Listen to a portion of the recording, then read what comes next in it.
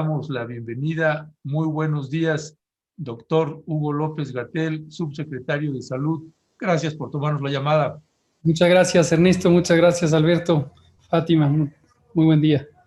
Gracias, doctor. Gracias. Bienvenido a Momentum, esta alianza de Pie de Página y Rompimiento TV, televisión por Internet. Gracias por acompañarnos, doctor. Encantado. Gracias a ustedes. Doctor Gatell, precisamente algo de lo que usted estaba anunciando hace un momento en la mañanera, pues tuvimos ayer una una breve entrevista con el doctor Luciano Concheiro, subsecretario de Educación Superior, y tenemos un fragmento de algunos de los planteamientos que él hizo y que sobre eso queremos también preguntarle. Así que si le parece, vamos a escuchar al doctor Luciano Concheiro y regresamos con usted.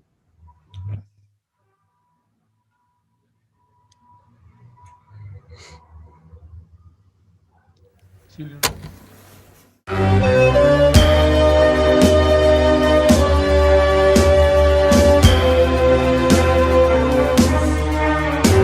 sí, y ahí hemos planteado claramente que esta labor, y sobre todo a nivel de educación superior, no tiene partido político. Y aquellos que han empezado a construir un sentido de partido o una narrativa, como bien dices tú, una narrativa para socavar, ¿sí?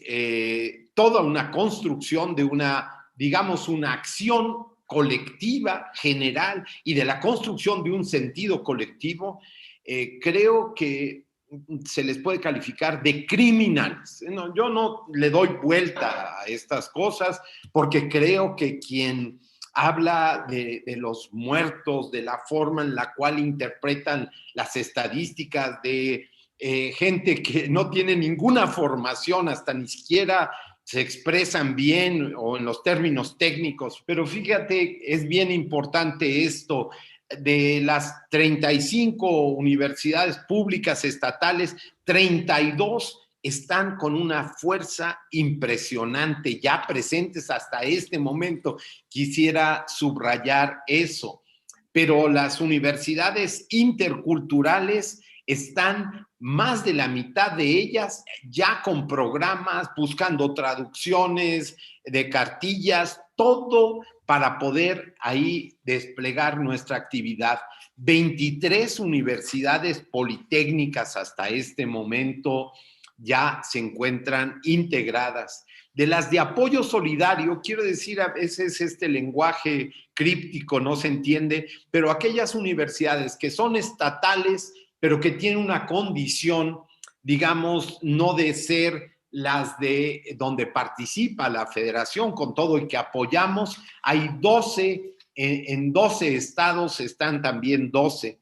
Las universidades tecnológicas.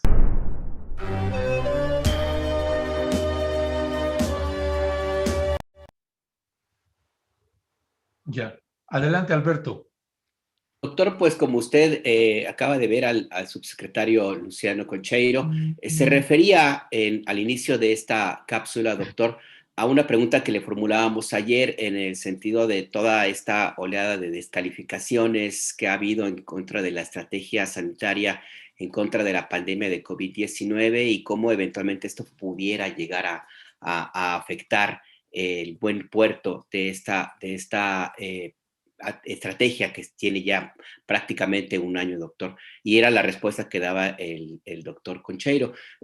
Ya ha pasado, estamos a punto de cumplir un año, doctor, que empezó, ya llegó el primer caso que se ha detectado de la COVID-19 en México.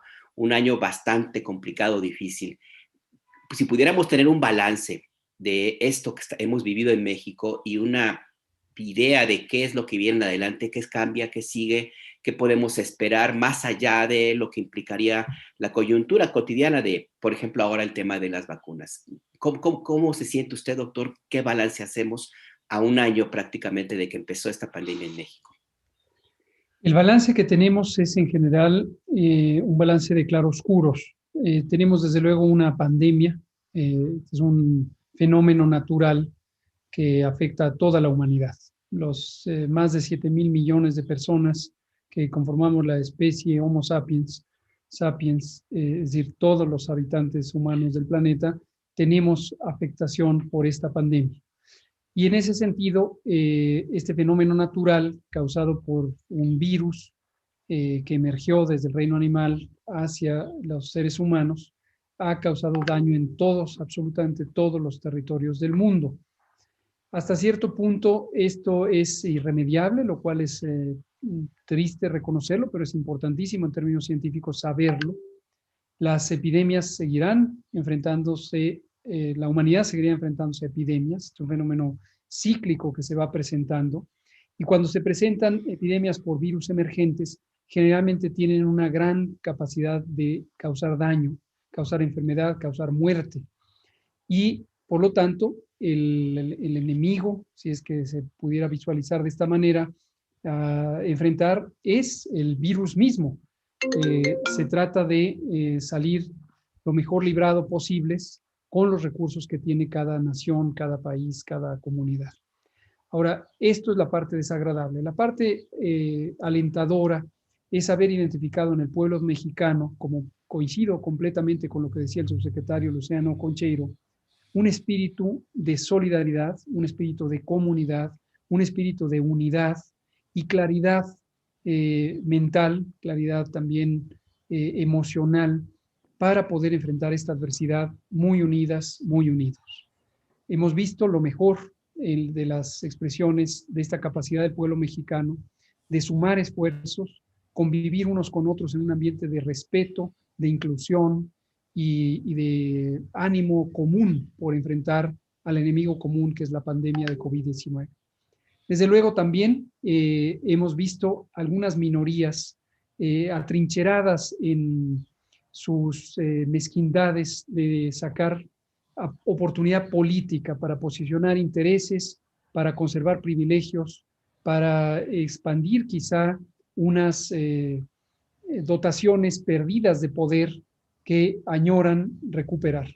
Y esto es muy triste porque lo que vemos es precisamente esas limitaciones también que los seres humanos a veces pueden tener cuando no están dispuestos a ser incluyentes y a ser respetuosos de los demás. Y esto es lo que hemos visto a lo largo del primer año de la epidemia. Gracias, gracias, doctor Hugo López-Gatell. Doctor Gatell, hay otra de las preguntas que nos hacemos y se hace la audiencia también, y que tiene que ver que ya llegamos al momento de las vacunas, la aplicación, esto que anunció ayer el subsecretario Concheiro y que usted hoy lo reconfirmó en la cuestión de la conformación de las brigadas. Un país de poco más de 120 millones de habitantes. Se hablaba en un principio de 10,000 brigadas, hoy se habló ya de 22,000 brigadas. En esta alianza o en esta articulación que están teniendo con la Secretaría de Salud a través del subsecretario Concheiro, él hablaba ayer, por ejemplo, de 3 grandes líneas de acción. Habló de 32 universidades públicas ya vinculadas, habló de 23 universidades politécnicas, 12 universidades estatales, 53 tecnológicas, planteles CONALEP, 55 normales rurales y 9 universidades privadas. Pero tratando de entender la dimensión de un operativo y la complejidad de un operativo para la aplicación de las vacunas. Ustedes tienen varios frentes ahí y que están haciendo milagros, además, después de cómo encontraron las instituciones de salud una vez que asumieron este gobierno de la Cuarta Transformación. En esa lógica, doctor Hugo López-Gatell, ¿de cuántas brigadas estamos hablando que se necesitan pensando en, pues, en esta urgencia? Hoy lo veíamos, o bueno, ayer que se colapsó la página web, solamente con el registro entraban 70,000 personas por segundos, en unos cuantos segundos colapsó la página. Nos notificaron hace un ratito que otra vez se había caído esa página. Entendemos que son cuestiones técnicas. En la lógica de abonar, doctor Hugo López-Gatell, las universidades, se van a estar incorporando más universidades, las brigadas, de cuántos miembros se conforma una brigada, temporalidades aproximadas que ustedes tengan de la necesidad de la conformación de más y más brigadas. Muchas gracias por la pregunta. Sobre la plataforma, efectivamente, es un tema técnico que ya está siendo restituido, reparado. La gente no debe tener preocupación al respecto. Pero lo que revela detrás de esa falla transitoria es la enorme expectativa del pueblo de México por tener acceso a un mecanismo de protección de la salud que son las vacunas. Y eso nos da muchísimo gusto, como lo señalaba yo hace unos minutos en la conferencia matutina, porque también es reflejo de la confianza del pueblo de México en la salud pública y en el gobierno que está conduciendo la Estrategia Nacional de Vacunación contra COVID-19. El dato que quiero dejar asentado nuevamente es las personas deben tener claro que no necesitan ganar su lugar en la fila, ya lo tienen y esa prioridad es para todas las personas. El orden de aplicación de la vacuna está definido por criterios científicos, por criterios técnicos y nadie tiene que estar peleando por su lugar en la fila. El orden en que se inscriban en la plataforma no tiene nada que ver con el orden en que serán vacunadas y aquí entramos justamente al tema de la capacidad instalada del gobierno de México cuando sabe sumar esfuerzos del Estado nacional, de la sociedad en su conjunto. Precisamente el trabajo espléndido que ha hecho el subsecretario Luciano Concheiro, subsecretario de Educación Superior, nos da una muestra de esa capacidad de movilización comunitaria, como decía él en su entrevista ayer, ese sentido de comunidad, de participación, de altruismo, de generosa entrega sin límite que tienen las personas mexicanas. Desde luego las juventudes tienen además el brío que les da su propia condición de edad y su propio deseo de hacer el bien. Y por eso las comunidades universitarias y de otras instituciones de educación superior que son convocadas por la subsecretaría del doctor Concheiro van a ser un instrumento clave. ¿Cuántas brigadas necesitamos? Tantas como sea posible. En términos estrictos hemos hecho algunos cálculos. Por ejemplo, para el área rural estaremos en la posibilidad de vacunar a 3 millones de personas adultas mayores, que son la totalidad de las personas adultas mayores que viven en las zonas rurales, en una semana. 3 millones en una semana. ¿Por qué? Porque hemos integrado estas brigadas, que les llamamos brigadas correcaminos, porque así se llama el operativo del Gobierno de México para la vacunación contra COVID, y esto nos permite tener a personas servidoras de la nación, a voluntarios comunitarios, a voluntarios universitarios, que son los que convoca el doctor Concheiro, a las Fuerzas Armadas protegiendo el operativo y ayudando en la logística, y desde luego al personal de salud, el personal experto en vacunar, que lleva muchos años de experiencia, forma parte del programa de vacunación universal que México tiene desde hace muchos años. Estas brigadas, formadas por 12 personas, las multiplicamos por decenas de miles. Planeamos tener 10,000 brigadas, es decir, 120,000 personas movilizándose para lograr que la vacuna contra COVID llegue a cada rincón del territorio nacional y que se ejerza de una manera muy clara, muy efectiva, muy real, el derecho de protección a la salud ante una de las mayores adversidades de salud que la humanidad ha presentado en los últimos 100 años. Doctor, usted mencionó hace un ratito en la conferencia de prensa matutina que por primera vez hay una baja en la tendencia tanto de contagios como de hospitalizaciones y es necesario mantener constancia y disciplina para que esta tendencia se mantenga. Esto implicaría, dependerían mucho de la movilización social, doctor. Se necesita un último jalón. ¿Cuál es el mensaje que habría a la población?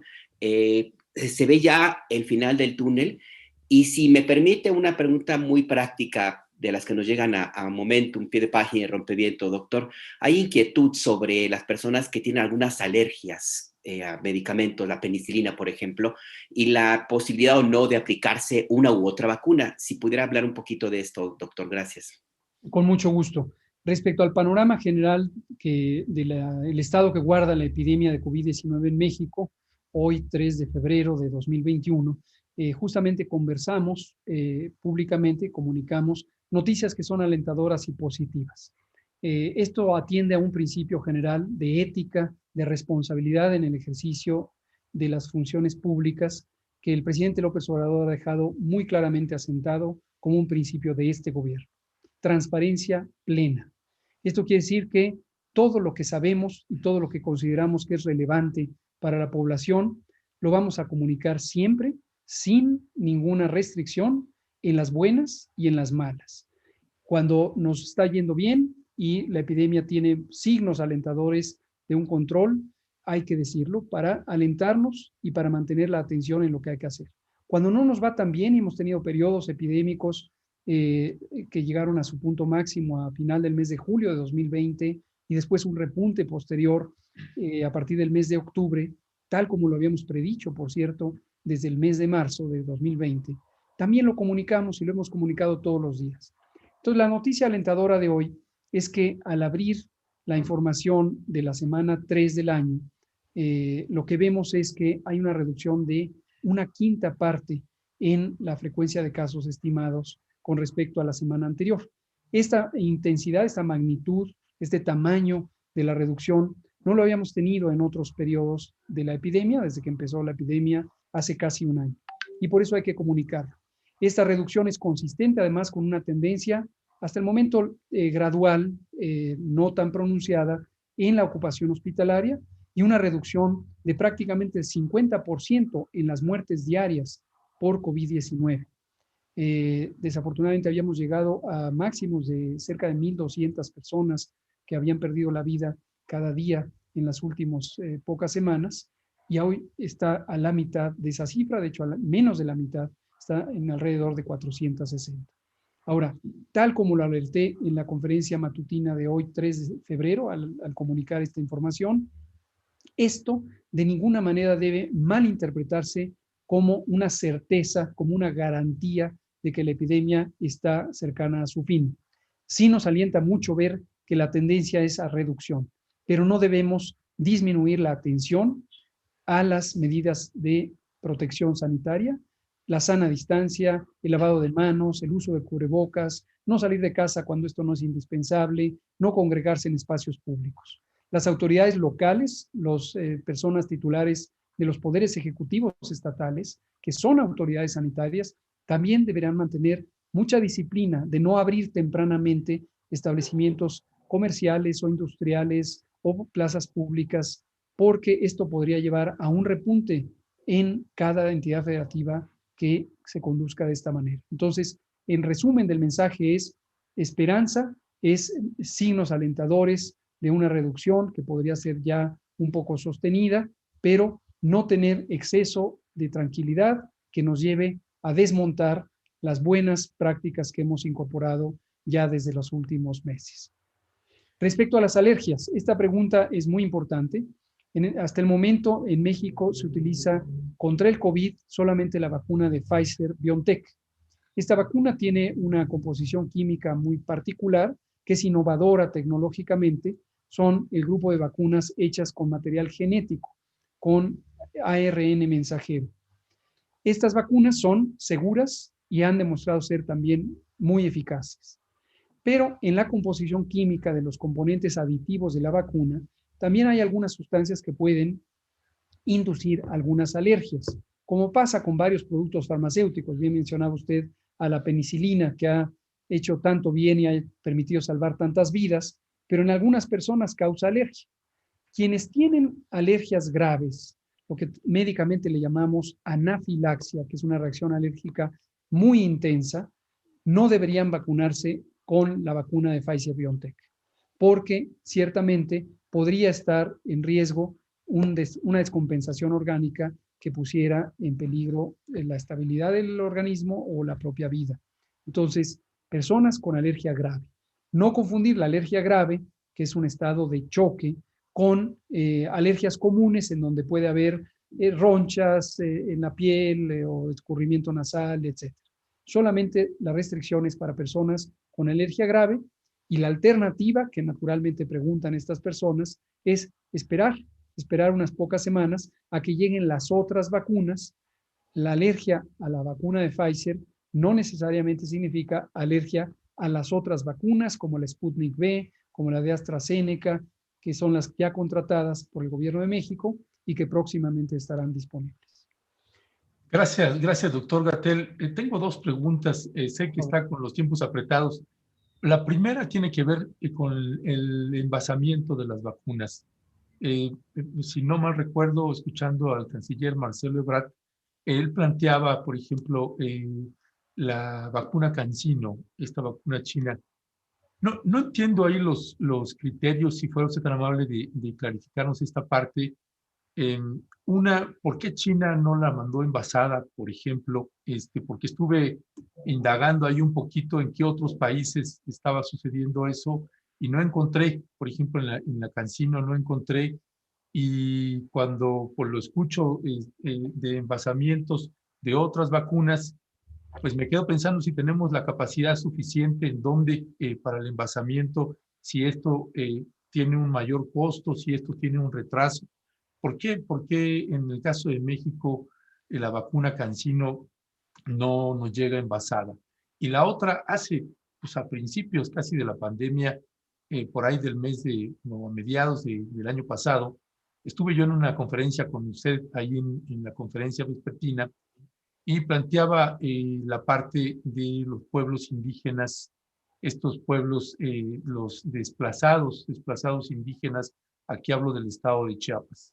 En ese entonces eran 9,000 desplazados, ahora hay documentados poco más de 11,000 desplazados según el Centro de Derechos Humanos Fray Bartolomé de las Casas. Hasta el día de hoy, nunca el gobierno del estado de Chiapas le dio atención a los desplazados indígenas, y son las organizaciones como el Centro de Derechos Humanos Fray Bartolomé de las Casas y las propias comunidades que intentan protegerse y guarecerse de este COVID que ha hecho pues estragos también en pueblos indígenas, particularmente por su condición de desnutrición. No sé qué tan factible es, doctor, porque hay vacíos. Yo le pregunté, tuve una entrevista con Adelfo Regino y sucedía lo mismo tanto con el Centro de Derechos Humanos Fray Bartolomé de las Casas como el Centro de Derechos Humanos de la Montaña Tlachinoyan en el estado de Guerrero, que también trabajan con muchísimas poblaciones.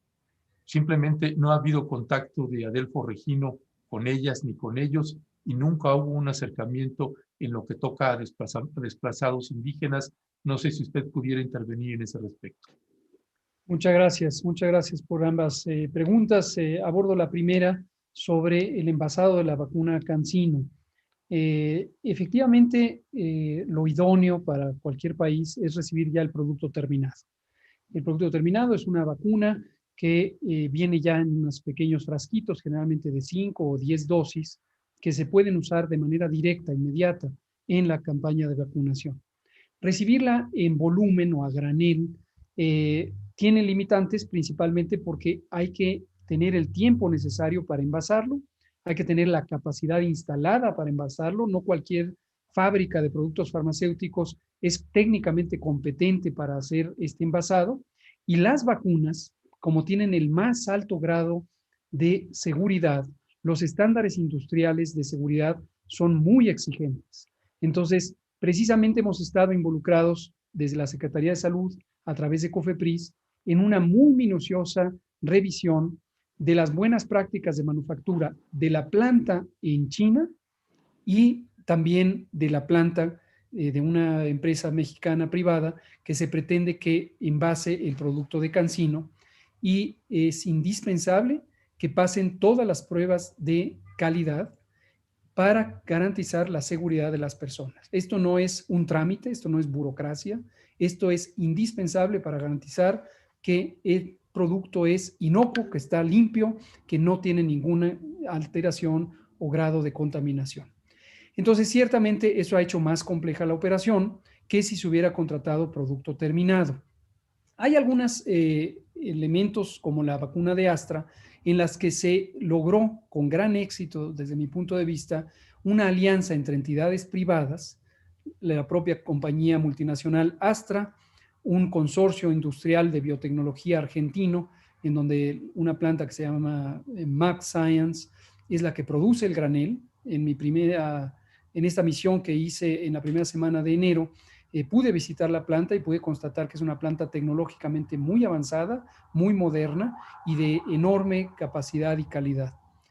Y el tercer componente es una empresa farmacéutica mexicana, el laboratorio Liomont, que tiene más de 90 años o un poco más de 80 años de existencia en México, que también tiene una planta muy moderna que inauguró en 2019 en Ocoyoacá, Estado de México. Conozco también la planta, es una planta de alta capacidad tecnológica y muy bien cuidada. Esto afortunadamente, más la inversión de la Fundación Carlos Slim para la Salud, ayudó a tener este arreglo entre entidades privadas. No le ha costado un solo peso este proyecto al gobierno mexicano y ciertamente tanto el gobierno del presidente López Obrador en México y el presidente Alberto Fernández en Argentina han apoyado, han facilitado este proyecto, pero es un proyecto entre entidades privadas. El caso de CanSino, regresando a la pregunta, desde luego, si lograra tener esa velocidad y ese éxito, pues nos resolvería un problema porque nos urge tener a México y a todo el mundo la cantidad necesaria de vacunas para administrarlas. En otros momentos puede ser de interés, por ejemplo, invertir desde el gobierno y quizá facilitar inversión, coinversión por otras entidades, el desarrollo de capacidades públicas. México tiene una empresa farmacéutica de vacunas que se llama Biológicos y Reactivos de México, SADCB. Es una empresa pública. Más del 99% de la propiedad de la empresa es del gobierno de México. Birmex es el nombre abreviado. Y esta empresa fue una gran productora de vacunas, abastecía hace más de 3 décadas a la necesidad del gobierno de México y a una buena parte del mercado latinoamericano de vacunas. Estaba muy bien posicionada. A lo largo de sucesivos gobiernos de enfoque neoliberal, se desmanteló la capacidad de esta planta, se empezó a hacer prácticamente sabotaje financiero a la planta o a la compañía Birmex y se empezó a facilitar condiciones para que se sustituyera la provisión de vacunas por parte de entidades privadas. En el gobierno de la Cuarta Transformación nos parece que esto fue un error y que, igual que pasó con otras empresas productivas del Estado mexicano, se hizo una privatización de facto al desaparecer entidades públicas. Hoy estamos viendo posibilidades de que Birmex, la empresa nacional de vacunas, pudiera tener algún proyecto a partir de la vacuna de COVID y que pudiera participar inicialmente precisamente en estas operaciones de envasado que podrían facilitar que se revitalice COFEPRIS. A mi regreso de Argentina también exploramos la posibilidad de que COFEPRIS pudiera ser partícipe en un proyecto de suero hiperinmune equino. Este es un producto que ha identificado reducir los riesgos de mortalidad por COVID y tenemos científicos mexicanos muy competentes en la producción de sueros hiperinmunes.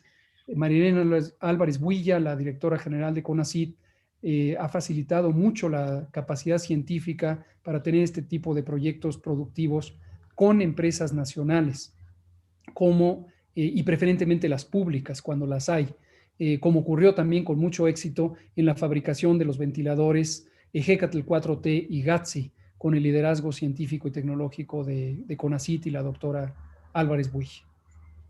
Ya, sobre los pueblos indígenas, los desplazados, doctor. Sí, muchas gracias. Bueno, primero que nada, hoy 3 de febrero quiero expresar mi solidaridad para Adelfo Regino, desearle una pronta recuperación. Nos enteramos que él tiene COVID en este momento.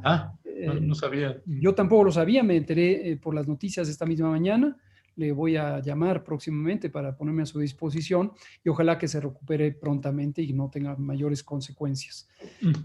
Respecto a la función del INPI, el Instituto Nacional de Pueblos Indígenas, coincido con el planteamiento. Tenemos grandes retos. Los pueblos indígenas, los pueblos originales en México han sido, como todos lo sabemos, y a todos nos indigna o nos debería indignar, históricamente relegados, desplazados, afectados, reprimidos, etcétera. Pareciera a veces que en sucesivos gobiernos había una intención ya no solo de negligir la herencia cultural ancestral de nuestro pueblo, sino incluso de desaparecerla, lo cual me parece truculento y aberrante. Considero que Adelfo Regino ha hecho un buen papel al frente del INPI. Desde luego el reto es monumental y la propia burocracia de las instituciones públicas a veces lleva a tener rendimientos mucho menores o más lentos de lo que desearíamos. Me consta que Adelfo ha estado al frente, por ejemplo, de las tareas que hace el gobierno mexicano por reivindicar y restituir los derechos del pueblo yaqui.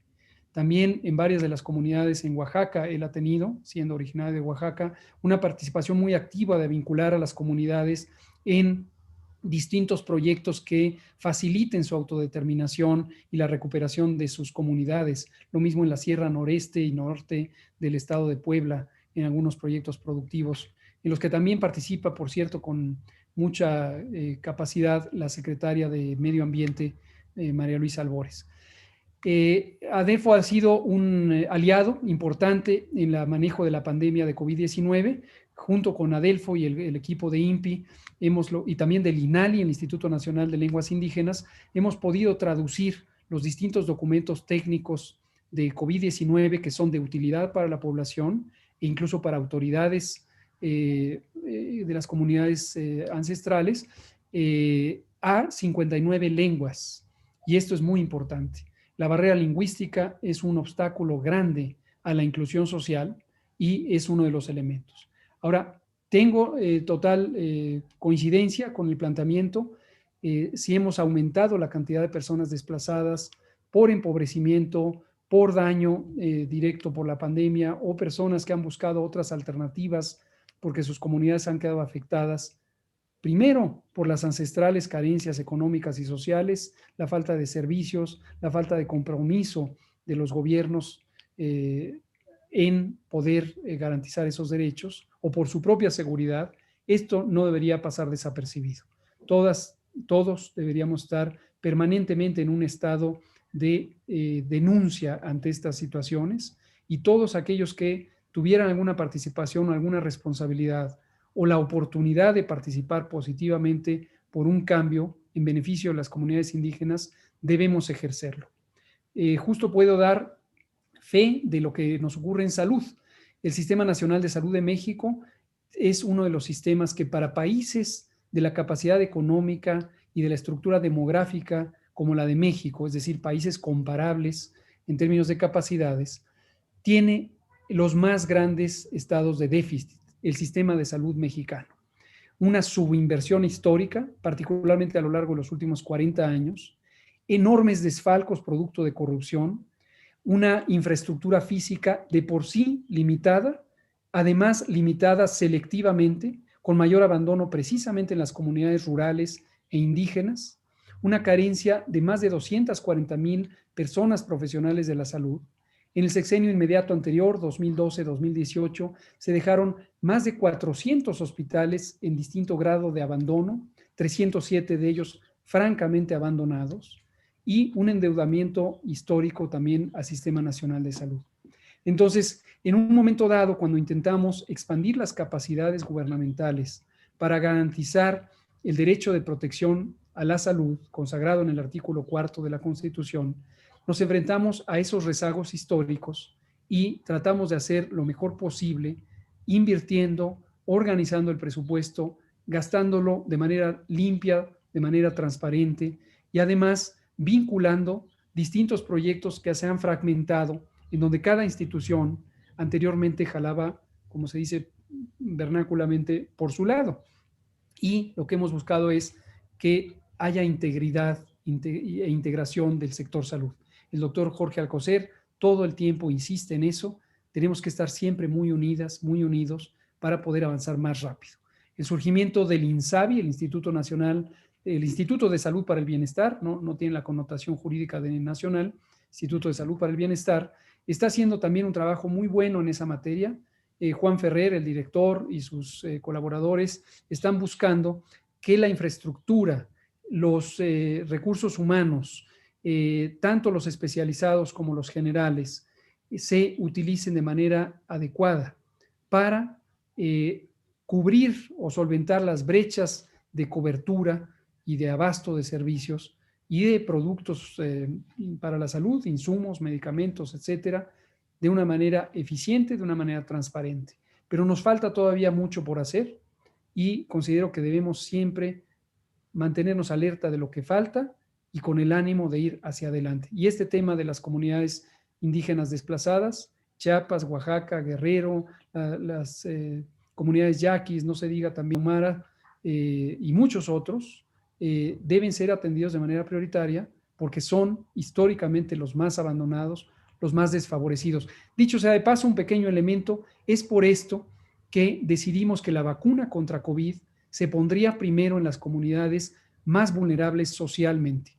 Por eso empezamos la vacunación contra COVID, primero con el personal de salud, desde luego para garantizar la continuidad de los servicios de salud, pero también enseguida a las personas que están en las comunidades rurales apartadas. Esto le ha inquietado a algunas personas afluentes económicamente en las zonas urbanas. Ha habido expresiones incluso de cierta parte de las clases medias y altas económicamente de México y también sus voceros en los partidos políticos conservadores que están casi horrorizados de por qué se van a vacunar adultos mayores en los pueblos indígenas y no a lo que ellos llaman con mucha vehemencia la capacidad productiva del país. Por esta razón, porque somos un gobierno consciente de la injusticia y estamos empeñados en restituir los derechos de las personas, sobre todo las personas que han sido más vulneradas históricamente. Pues doctor Hugo López-Gatell, muchas gracias por acompañarnos en Momentum. Sabemos que ya tenía que estar ya en una reunión. Le agradecemos el espacio, el tiempo y las respuestas que nos ha dado en este noticiero y esperamos que sea la primera de una serie de conversaciones que podamos tener con usted. La pandemia necesita de información puntual y de información sobre todo que sea la que tiene que transmitirse y alejarnos del debate político, de las manipulaciones y de tanto que en este año de pandemia y lo que nos falta hemos vivido, doctor López-Gatell. Con mucho gusto. Estoy a su disposición. Es un gran gusto estar con ustedes. Momentum, Rompeviento, Pie de Página, me parece un proyecto de unidad y de integridad en el ejercicio de comunicación que es muy estimulante para quienes tenemos algo que decir en servicio de la población. Muchas gracias por la oportunidad. Gracias, doctor Gatell. Que tenga buen día. Gracias. Muy amable. Muchas gracias.